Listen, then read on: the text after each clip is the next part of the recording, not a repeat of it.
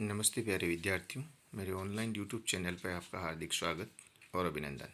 आज हम बात करेंगे उपचारात्मक शिक्षण कार्य पुस्तिका कक्षा 9 विज्ञान विषय की कार्यपत्रक 40, 41 और 42 की। कार्यपत्रक 41 है, विषय वस्तु है बल तथा गति के नियम। अधिगम बिंदु है बल की प्रारंभिक अवधारणा। देखिए, फर्स्ट क्वेश्चन दिया हुआ है, सारणी में वस्तुओं की गति के कुछ उदाहरण दिए गए हैं। प्रत्येक दशा में धक्का देना, खींचना के रूप में पहचान करके लिखिए।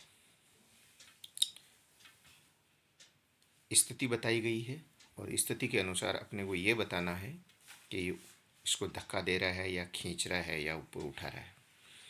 मेज पर रखी पुस्तक को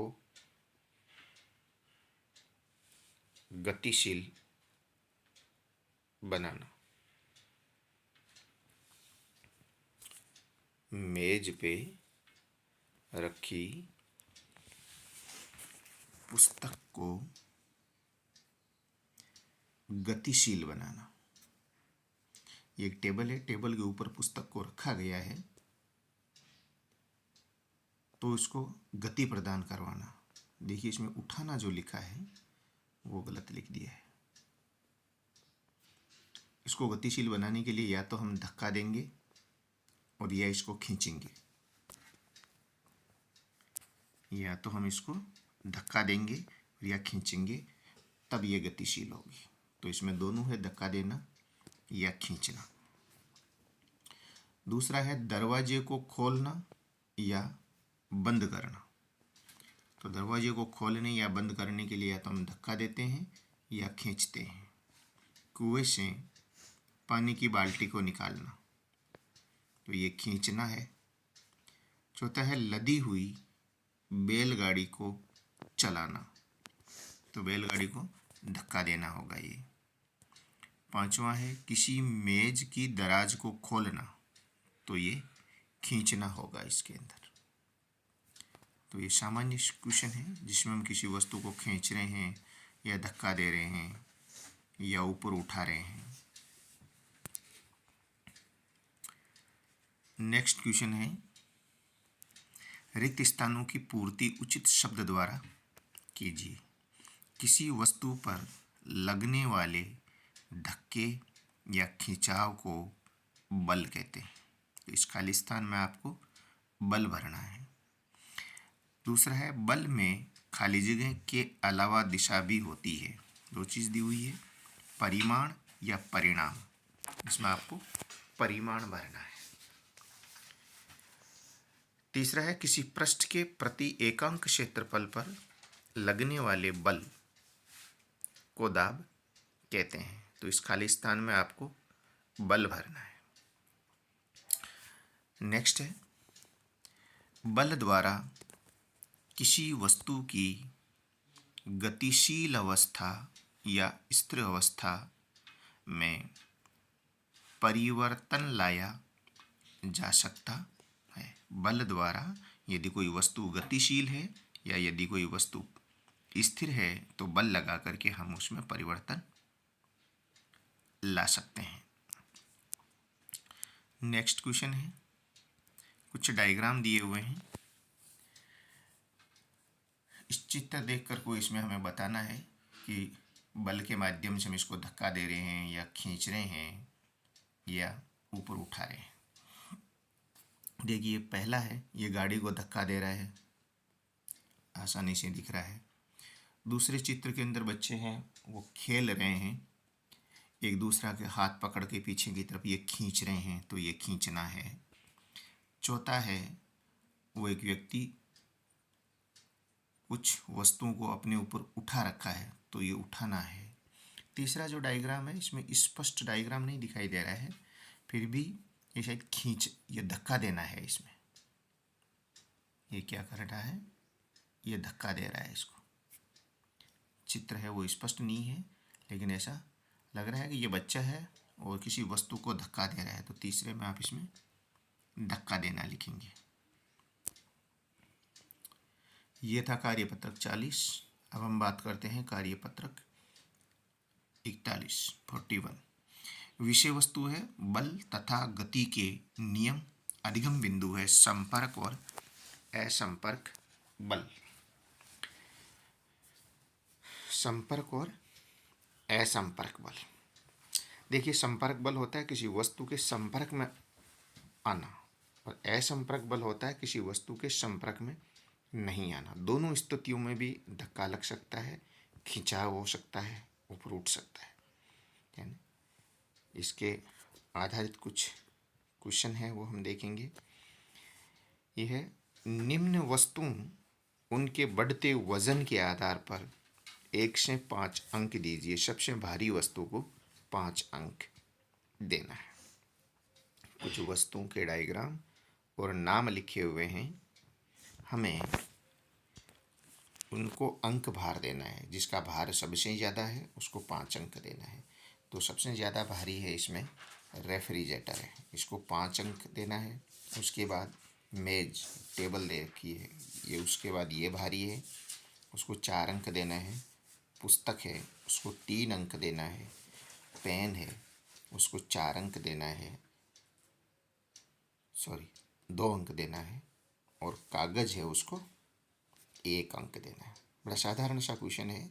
कौन कितना भारी है उसके आधार पर उनको अंक भार देना है। जो सबसे ज़्यादा भारी है उसको 5 नंबर, उसके बाद उससे हल्का है उसको 4, 3, 2, 1, इस प्रकार एज ए नंबरिंग करनी है इनकी। नेक्स्ट क्वेश्चन है, निम्न में से किसी वस्तु की अवस्था एक स्थान से दूसरे स्थान में परिवर्तन हम आसानी से कर सकते हैं। सही पर चिन्ह लगाएं। क्या आप दिए गए निष्कर्ष से सहमत हैं? कुछ वस्तुएं दी गई है तो ये कह रहा है कि इसमें हम आसानी से परिवर्तन कर सकते हैं क्या, और परिवर्तन में इसका स्थान परिवर्तन करना है। देखिए, पेंसिल को हम आसानी से एक स्थान से उठाकर दूसरे स्थान पर रख सकते हैं। स्केल आसानी से इसका स्थान परिवर्तन कर सकते हैं, और पुस्तक इसका आसानी से स्थान परिवर्तन कर सकते हैं। पहाड़ और आपका घर, इनका हम स्थान परिवर्तन है वो आसानी से नहीं कर सकते हैं। इनको हम आसानी से एक स्थान से दूसरे स्थान पर नहीं ले जा सकते हैं। तो इस पर आप क्रॉस कर सकते हैं, खाली छोड़ सकते हैं। यानी हम केवल इन 3 ही वस्तुओं का परिवर्तन है वो कर सकते हैं। निष्कर्ष ये है, जिसका द्रव्यमान अधिक होता है वे अवस्था परिवर्तन का विरोध करता है। जड़त्व द्रव्यमान की माप है। यह सही कह रहा है कि जिसका द्रव्यमान अधिक होता है वो हमेशा अपने परिवर्तन का विरोध करता है। ये जड़त्व या द्रव्यमान का माप है। ये जड़त्व या द्रव्यमान का माप है, जो अपने अधिक द्रव्यमान होने के कारण अपने अवस्था में परिवर्तन करने का विरोध करते हैं। फिर भी यदि हमें अवस्था परिवर्तन करनी होती है तो उसके द्रव्यमान से अधिक बल है उन पे लगाना पड़ता है, तब इसका परिवर्तन, स्थान परिवर्तन होता है। नेक्स्ट क्वेश्चन है, रिक्त स्थानों की पूर्ति उचित शब्दों द्वारा कीजिए। प्रत्येक वस्तु अपनी अवस्था में परिवर्तन का विरोध करती है। वस्तु के इस गुणधर्म को जड़त्व कहते हैं। प्रत्येक वस्तु है वो अपनी अवस्था परिवर्तन का विरोध करती है, चाहे वो गतिशील अवस्था में है चाहे वो स्थिर अवस्था में है। वस्तु के इस गुणधर्म को जड़त्व कहते हैं। नेक्स्ट है, जड़त्व खाली जगह का माप है, तो जड़त्व है वो द्रव्यमान का माप होता है।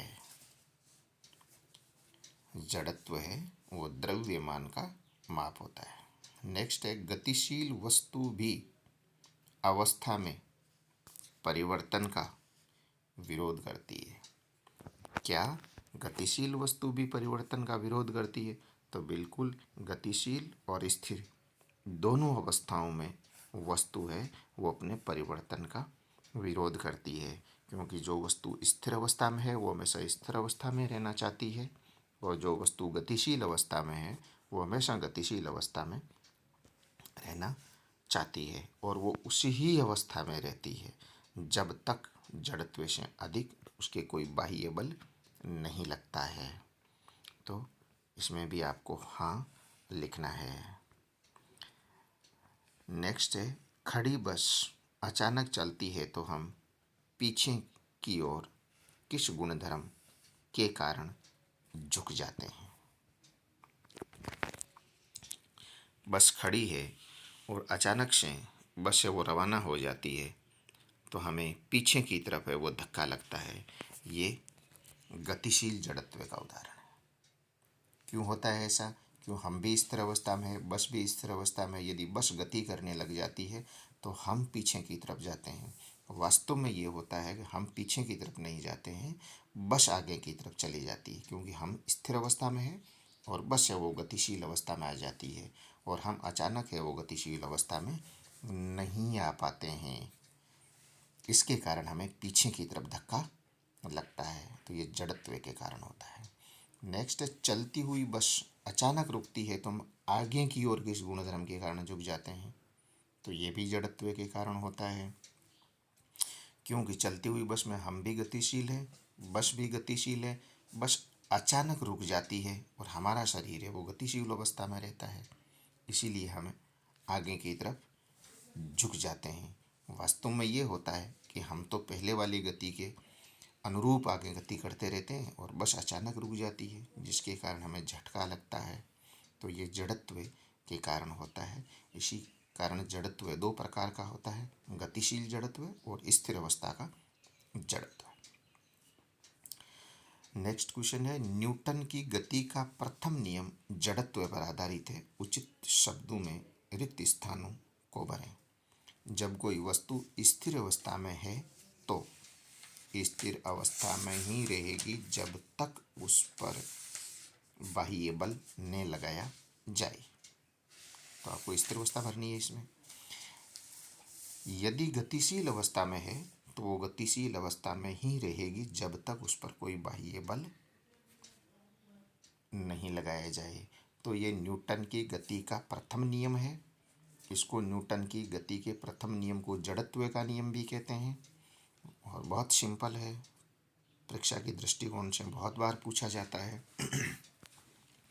कि जब कोई वस्तु स्थिर अवस्था में है तो वो हमेशा स्थिर अवस्था में रहेगी, और जब कोई वस्तु गतिशील अवस्था में है तो वो गतिशील अवस्था में ही रहेगी जब तक उस पर कोई बाह्य बल ना लगे। ये हमेशा अपने परिवर्तन का विरोध करती है। नेक्स्ट क्वेश्चन है, यदि किसी वस्तु को स्पर्श कर उसकी अवस्था में परिवर्तन आता है तो उसे संपर्क बल कहते हैं, और बिना स्पर्श किए अवस्था में परिवर्तन आता है तो उसे असंपर्क बल कहते हैं। दिए गए शब्दों के आधार पर संपर्क और असंपर्क पर सही का चिन्ह लगाएं। देखिए, संपर्क बल और असंपर्क बल क्या होता है। बहुत सरल शब्दों में हम बात करें तो किसी भी वस्तु को हम टच करके उसमें परिवर्तन कर सकते हैं, उसको हाथ लगा करके उनमें परिवर्तन कर सकते हैं, उसके संपर्क में आकर के यदि उसमें परिवर्तन कर सकते हैं। जैसे किसी वस्तु को खींचना है, किसी वस्तु को धक्का देना है, पेन को उठाना है, पेन को उठा करके दूसरे स्थान पर रखना है, किताब को उठाना है, यह संपर्क बल है। असंपर्क बल होता है, हम उस वस्तु के संपर्क में नहीं आते हैं और फिर भी उसको स्थिति में परिवर्तन कर देते हैं। जैसे चुंबकीय बल, चुंबक लोहे के किसी भी वस्तु के पास जाती है और उसके टच किए बिना भी उसको अपने पास खींच करके लेके आती है, ये असंपर्क बल होता है। तो बहुत साधारण सी इसकी परिभाषा है। अब देखिए क्वेश्चन नंबर ए इसका, जब किसी वस्तु को ऊपर की ओर उछाला जाता है तो वह गुरुत्वाकर्षण बल के कारण नीचे की ओर पुनः लौटती है। ये बल कौन सा है? तो अब आप आसानी से बता सकते हैं कि यदि हम गेंद को ऊपर की तरफ खींचते हैं सॉरी ऊपर की तरफ फेंकते हैं तो ये पृथ्वी अपने आप उसको अपने बल से नीचे की ओर खींच लेती है। कौन सा बल? गुरुत्वाकर्षण बल के माध्यम से। तो ये असंपर्क बल है, बिना पृथ्वी उसको टच किए खींच लेती है। दूसरा है बेल अपने पेशीय बल के कारण बैलगाड़ी को चलायमान रखता है। एक बेल है, वो बैलगाड़ी को खींचता है, तो वो तो संपर्क बल है, ये उसको संपर्क में आता है, टच करता है। तीसरा है हल्की लोहे वस्तु चुंबक की ओर आकर्षित करती है। एक वॉलपिन है और वॉलपिन के पास हम एक चुंबक लेके जाते हैं तो बिना छुए उसको दूर से खींच लेती है। तो आप बता सकते हैं कौन सा बल है? ये संपर्क बल है। नेक्स्ट है चुंबक के समान ध्रुव एक दूसरे को प्रतिकर्षित करते हैं, प्रतिकर्षण बल होता है। वो चुंबक हैं, चुंबक के दो ध्रुव हैं, चुंबक के हमेशा दो ध्रुव होते हैं, दक्षिणी ध्रुव है और उत्तरी ध्रुव है। समान ध्रुव में हमेशा प्रतिकर्षण होता है, असमान ध्रुव में हमेशा आकर्षण होता है। हम उनके साउथ पोल को पास लेकर के आते हैं और फिर धीरे धीरे उनके पास ले जाते हैं। जैसे हम धीरे धीरे साउथ पोल को पास ले जाएंगे तो दूसरी चुंबक है वो दूर भागेगी, उसे बिना संपर्क में आए ही उसे दूर दूर खिसकती जाएगी, तो यह संपर्क बल हुआ। नेक्स्ट है स्टेशन पर खड़ी गाड़ी को धक्का लगाकर गाड़ी को गतिशील अवस्था में लाया जाता है, तो ये पेशीय बल से संभव है। पेशीय बल है, पेशीय बल का मतलब है हमारी मांसपेशियों से लगाया गया बल, हमारे शरीर से, हाथ से, पैर से, शरीर से लगाया गया बल, तो ये बल है। हम संपर्क में आने के बाद ही लगा सकते हैं, इसीलिए इसको संपर्क बल की श्रेणी में रखा गया है। तब आप निश्चित रूप से समझ गए होंगे कि संपर्क और असंपर्क बल में क्या अंतर है। नेक्स्ट क्वेश्चन है गुरुत्व आकर्षण बल, चुंबकीय बल, पेशीय बल, घर्षण बल में से दो असंपर्क बलों को छांट कर लिखिए। अपने उत्तर की पुष्टि के लिए आवश्यक चित्र भी बनाइए। तो असंपर्क बल है, उसको छांटना है, तो आप आसानी से बता सकते हैं कि एक तो गुरुत्वाकर्षण बल, जैसे अभी हमने पढ़ा कि गेंद को ऊपर की तरफ फेंकते हैं तो बिना पृथ्वी संपर्क में आए उसको वापस खींच लेती है। चुंबक को आलपिन के पास लेके चले जाते हैं तो आलपिन अपने आप उसके पास आके चिपक जाती है। तो दोनों ही असंपर्क बल हैं, गुरुत्वाकर्षण बल और चुंबकीय बल। इसके डायग्राम है, वो इतनी यहाँ जगह नहीं है, इसीलिए अपनी पुस्तक में जो दिए हुए डायग्राम है वो आप बना सकते हैं। तो ये था संपर्क और असंपर्क बल के कुछ एग्जाम्पल्स। थोड़ा आगे की तरफ चलते हैं और कार्यपत्रक 42 विषय वस्तु है बल तथा गति के नियम। अधिगम बिंदु है गति का प्रथम नियम। गति के प्रथम नियम की बात करेंगे। फर्स्ट क्वेश्चन दिया हुआ है जड़त्व से आप क्या समझते हैं? तो वस्तु द्वारा अपनी गति की अवस्था में परिवर्तन का प्रतिरोध करने की प्रवृत्ति को जड़त्व कहते हैं। जड़त्व क्या है? कोई भी वस्तु अपनी अवस्था में परिवर्तन का विरोध करती है, चाहे वो गतिशील अवस्था में है और चाहे वो स्थिर अवस्था में है। अपनी स्थिति में परिवर्तन का विरोध करना जड़त्व कहलाता है। नेक्स्ट क्वेश्चन है गति के प्रथम नियम की परिभाषा लिखिए। प्रत्येक वस्तु अपनी स्थिर अवस्था में ही रहना चाहती है या गतिशील अवस्था में रहना चाहती है। यानी कोई भी वस्तु है अपनी पूर्व स्थिति में अपने आप को बनाए रखना चाहती है जब तक उस पर कोई बाह्य बल नहीं लगता है। अर्थात सभी वस्तुएं अपने परिवर्तन का विरोध करती है। इसे जड़त्व का नियम भी कहते हैं और इसे गति के प्रथम नियम के नाम से भी जानते हैं। नेक्स्ट क्वेश्चन है दिए गए चित्र में सिक्के को गिलास में गिरने का कारण स्पष्ट कीजिए। ये कांच का गिलास है, कांच के गिलास पर हम एक पोस्ट कार्ड रखते हैं और पोस्ट कार्ड के ऊपर एक सिक्का रखते हैं। अब इसको अंगुली से तेजी से उस पोस्ट कार्ड के ऊपर बल लगाते हैं, मारते हैं उसको, तो पोस्ट कार्ड है वो आगे जाके गिर जाता है और सिक्का है वो गिलास के अंदर गिर जाता है। बात यह है कि सिक्का है वो पोस्ट कार्ड के साथ आगे जाके क्यों नहीं गिरता है, गिलास में क्यों गिरता है। तो देखिए, प्रारंभ में गत्ता और सिक्का दोनों ही विराम अवस्था में हैं। गत्ते को क्षैतिज दिशा में अंगुली से तीव्रता से धक्का देने पर उसमें गति उत्पन्न हो जाती है, परंतु सिक्का जड़त्व के कारण उसी स्थान पर स्थिर रहता है। गत्ता हटकर आगे बढ़ जाता है तथा सिक्का गिलास में गिर जाता है। पहले दोनों ही जड़त्व के कारण स्थिर अवस्था में होते हैं। हम पोस्ट कार्ड या कागज़ के इस टुकड़े को जोर से धक्का मारते हैं, अंगुली से तीव्रता से धक्का मारते हैं तो ये आगे की तरफ गति कर जाता है। सिक्का स्थिर अवस्था के जड़त्व के कारण स्थिर रहता है और गिलास के अंदर गिर जाता है। तो ये गति के प्रथम नियम का उदाहरण है। दूसरा है, चादर को झटकने पर धूल के कण क्यों उड़ जाते हैं। हम चादर को साफ करते हैं तो उसको जोर से झटका मारते हैं, जिससे रेत के कण है वो अलग हो जाते हैं। यही जड़त्व के नियम के कारण या गति के प्रथम नियम के कारण होता है।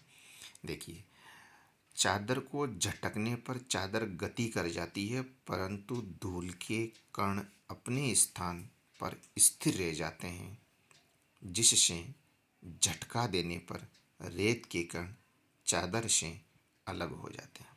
पहले चादर और रेत के कण दोनों ही स्थिर अवस्था में रहते हैं। हम जोर से झटका देते हैं तो चादर गतिशील अवस्था में आ जाती है, परंतु धूल के कण है वो स्थिर अवस्था में ही बने रहते हैं और स्थिर अवस्था में बने रहने के कारण चादर और धूल के कण है वो अलग अलग हो जाते हैं, इससे चादर है वो साफ हो जाती है। तो चादर को साफ करने के लिए हम गति के प्रथम नियम का उपयोग करते हैं। नेक्स्ट है, किसी पेड़ की शाखा को तीव्रता से हिलाने पर कुछ पत्तियां नीचे गिर जाती है, ऐसा क्यों होता है। किसी पेड़ को हम जोर से हिलाते हैं तो पत्तियां है वो नीचे गिर जाती है। यही गति के प्रथम नियम का ही उदाहरण है। देखो, पौधे को जोर से हिलाने पर उसकी टहनियाँ गतिमान हो जाती है, परंतु पत्तियां गतिमान नहीं होती है। पत्तियों की स्थिति में परिवर्तन नहीं होने के कारण झटक कर अलग हो जाती है। यानी पौधे को हम जोर से हिलाते हैं तो पहले पौधे की टहनियाँ और पत्तियां दोनों ही स्थिर अवस्था में रहती है। जब हम इसको जोर से हिलाते हैं तो टहनियाँ गतिशील अवस्था में आ जाती है और पत्तियां अपनी स्थिर अवस्था में ही बने रहती है और टहनी है वो गति करके आगे की तरफ चली जाती है, जिसके कारण दोनों का संबंध है वो विच्छेद हो जाता है और इस कारण पत्तियां है वो अलग हो जाते हैं। और इसी नियम गति के प्रथम नियम क्या कुछ एग्जाम्पल्स हैं कि पेड़ की पत्तियां अलग क्यों हो जाती है, पेड़ से फल है वो झटका देने पर अलग क्यों हो जाते हैं, चादर को झटकने पर धूल के कण हैं वो अलग क्यों हो जाते हैं, बस अचानक जब चलती है तो हमें झटका पीछे की तरफ क्यों लगता है। ये सभी उदाहरण है वो गति के प्रथम नियम के हैं। और गति का प्रथम नियम है वो दो प्रकार का होता है, इसे स्थिर अवस्था का जड़त्व और गतिशील अवस्था का जड़त्व कहते हैं। ये परीक्षा के दृष्टिकोण से बहुत इंपॉर्टेंट क्वेश्चन है। Thank you.